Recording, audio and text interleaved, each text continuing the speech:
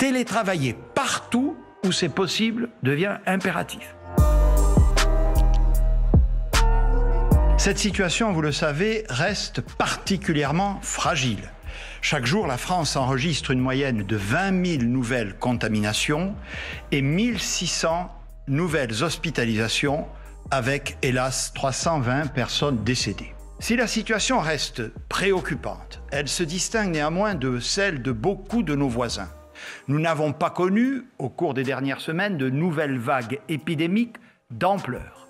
Nos chiffres sont certes élevés, mais ils sont relativement stables. Un nouveau confinement ne peut s'envisager qu'en tout dernier recours.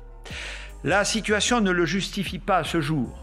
Notre niveau d'incidence est certes élevé, mais il reste encore très inférieur à ce qu'il était en octobre dernier, alors même que nous dépistons toujours autant. Le renforcement du télétravail.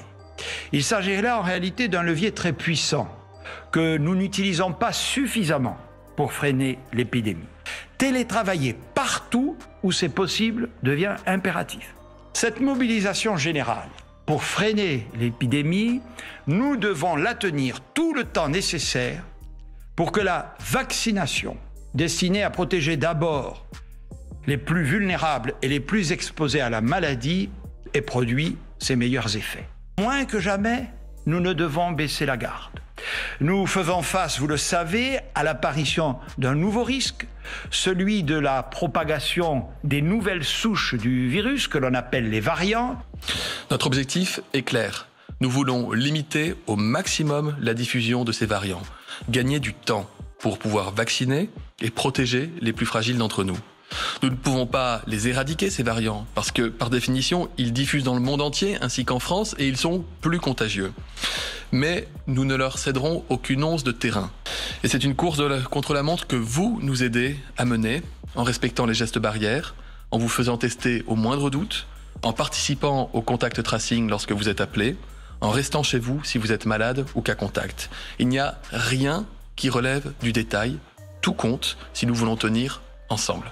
Mais ces efforts ne doivent pas être ruinés par les dérapages de quelques-uns, et c'est pourquoi, dès samedi dernier, les contrôles ont été intensifiés de manière très significative et continueront de l'être dans les prochains jours. Surtout, j'ai demandé aux forces de l'ordre d'être particulièrement vigilants sur le sujet des fêtes et des restaurants dits clandestins, et en premier lieu de leurs organisateurs.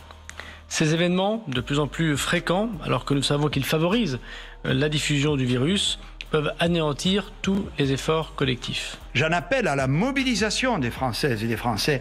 Nous devons tenir ensemble, nous devons agir ensemble, plus que jamais.